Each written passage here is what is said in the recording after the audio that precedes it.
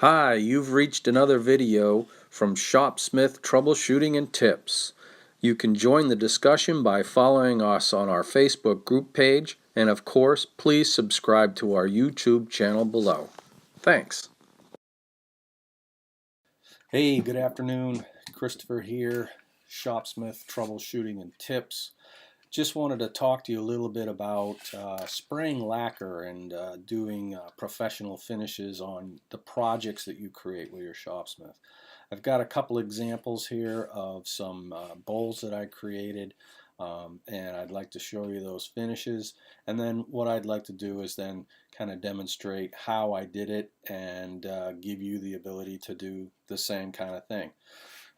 This is an example of this is a bowl that has a sprayed lacquer finish. This happens to be, it's walnut, and these parts here are cherry. Okay, so walnut and cherry. You can see that the bowl has a very nice finish, and I'd like to show you how I did that. This is another bowl with this is a cherry bowl. That has spray lacquer on it as well. You can see the shine that you'll get. It's very professional, and I'm going to kind of take you through how I did that. Here's another example. Now this is oak and cherry, and this is kind of you'll notice that there's, if you look in the reflection here, how there's little holes. The oak is very, very porous, and if you want to do a really good job with it, it's important that you put enough layers of lacquer onto the bowl that you actually fill all those pores. So this one here, even though it looks pretty good when I hold it up like this, to my eye, when you look at it in the reflection, it really probably needs a few more coats to really fill in the pores in that oak. Whereas if you look at the cherry parts here are filled right in. If you look, like, for example, right here, that looks really quite good. So that's another example of a bowl sprayed with lacquer. This is another oak bowl.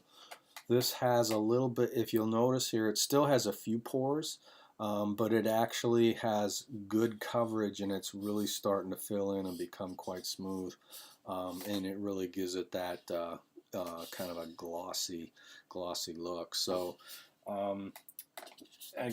bringing you back to this bowl here, this is, you can see this is really filled in and really has a good shine to it. You'll also notice on the bottom of the bowls that you can sign the bowls with a like a silver or gold Sharpie, and it makes it look really quite nice. So here's another one. This is this is signed as well. Gives you the ability to see. See, now this is filled in much better. See how the oak is sealed right over and it's nice and smooth? That's what you're really looking for. Okay, so that's what today's video is going to be about, is spraying lacquer and how to get these finishes, and you would be amazed at exactly just how easy this is. When I first started doing this, I was convinced that you had to have years of experience to start working with this. Lacquer is one of the most forgiving materials that you can spray, and we'll get into it in detail. But before we do, let's just talk about where lacquer comes from.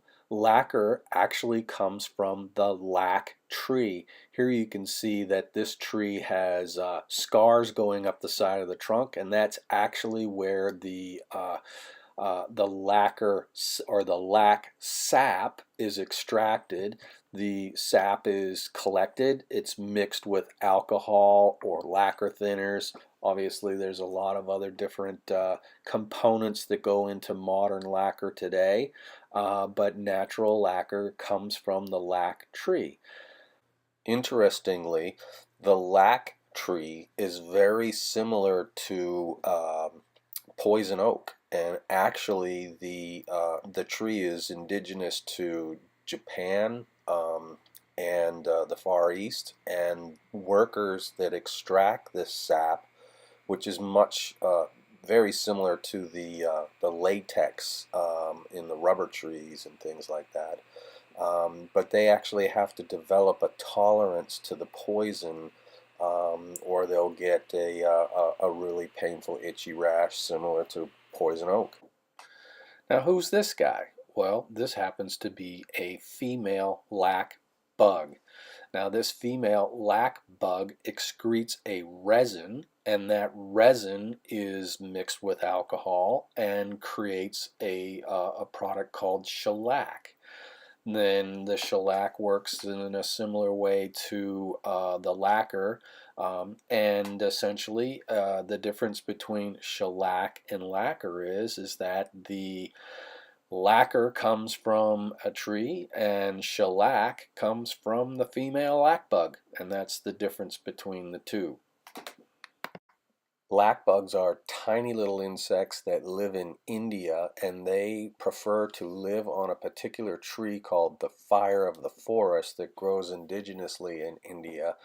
The insects are introduced by farmers who ensure that they have everything that they need in order to, colonize the tree. They ensure that other insects like ants and things are unable to attack the tree or attack the lac bugs.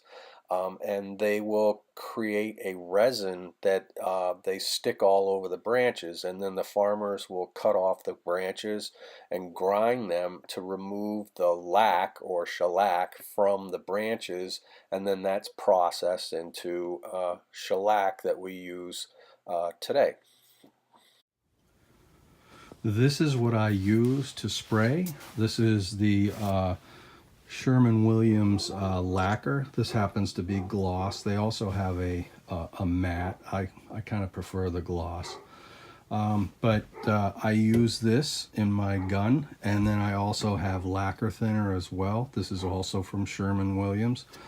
You're probably looking at about $40 worth of supplies here, maybe 50 for the two components here, and this will obviously last quite a long time if you're not making, big things. But anyway, that's the lacquer and the thinner. Now, the good thing about lacquer is that it's very forgiving.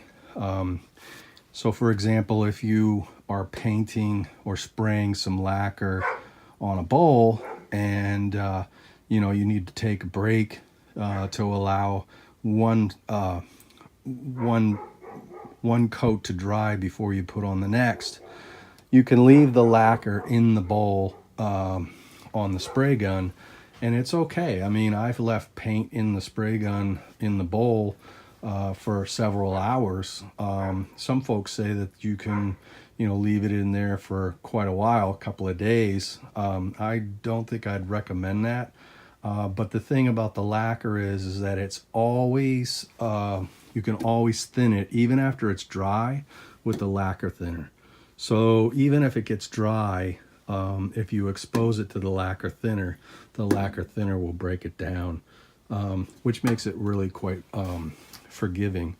The other thing about this is that when I use it to spray bowls, I don't typically, I've tried thinning it and I've tried spraying it straight, and it seems to work just as well spraying it straight as it does to thin it. So those are the two components that we'll use to spray. You can see here in the Sherman-Williams lacquer characteristics, the documentation that comes with the product, that the drying rate at 77 degrees Fahrenheit and 50% relative humidity, you can see that it dries to the touch in 10 minutes, and you can recoat in 30 to 40 minutes. So it's really easy to apply a lot of coats.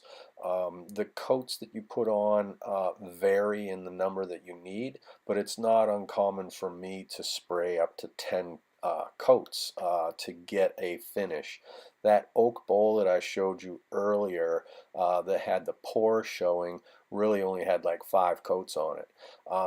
So the key is to put a lot of coats on and to get even coverage and let the product dry between coats. Okay, so let's go ahead and start to talk a little bit about the equipment that I use to spray lacquer. You'll notice that none of this stuff is at all high end. I have a really inexpensive air compressor, and my guns are very inexpensive as well from Harbor Freight. This is the compressor that I use. This compressor is just a simple it is a 150 psi, 2.6 CFM at 90 psi, 6-gallon air compressor. It's nothing fancy, guys, and I just have this running up. You can see that if you follow the air lines, you can see that I have a drop here, and then for spray painting, I have a line that comes across the shop behind the oil painting over into this tank. This is that tank that I got back a few weeks ago, and the good thing about this tank is it gives me just a little bit extra volume, and also I have my drain right here, so I can go ahead and drain that tank. I don't have any air dryers or anything like that. It's just not that fancy. Maybe I'll get something in the future, but right now I don't have that, so I just keep that tank drained. Now this goes and it connects over to this drop, and then here I have my line that goes out. I can hook my guns up to that line. These doors open and I can spray paint right outside on the deck or ramp. Another important component when you're spraying varnishes and things like that is a good respirator, and I keep my respirator. This is a 3M respirator, and it's a full face. Well, not full face, but it covers your mouth and nose, and it has these replaceable cartridges on it. And I keep it inside of this container so that it's not exposed to sawdust and crap like that. So this helps protect my mask from the elements and keeps it fresh. So these are 2 HVLP paint spray guns from Harbor Freight. There's 2 different sizes here, but they basically work the same way. There's a few controls that we need to just get an understanding of, and different parts that you just need to understand what they do and how to adjust them. I'll start with this blue one here to begin with. This is the cup. Obviously, this is where your paint is going to go in. This is the air control that gives you control of the amount of air that's going to go through the gun. This is your paint volume control, which essentially controls the amount of paint that is going to flow through the gun. And this is your fan control up here, which opens and closes the pattern of the spray that comes out of the gun. Now, essentially what happens is that you have your air line coming in here. The air goes through the gun and then comes out the front and mixes with the paint just in front of the tip here. So the amount of air can control how much air is coming out. If you have too much paint coming out, you can be applying too much paint at once, which essentially would put you in a situation where you may start to get runs. So it's important to find a good balance. Now, this gun is also from Harbor Freight.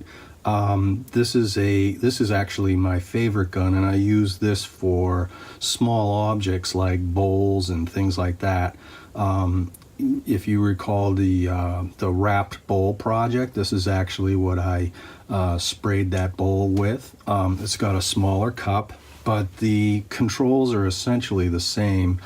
Here you have your air control, your paint or the fluid control here, and your pattern control over here, your trigger, and of course your spray head. Now, when you use this as well, there's one other component here which came with the gun, and this gives you the ability to set your line pressure. So essentially, I have that set at about 40 to 45 pounds per the instructions. And I run the compressor at 90 psi. So the compressor can run at 90 psi, and this will step it down, and it works out pretty good. Okay, so that's part one of this two-part series. We'll get into the actual setup and spraying in second part, so stay tuned. Thanks a lot.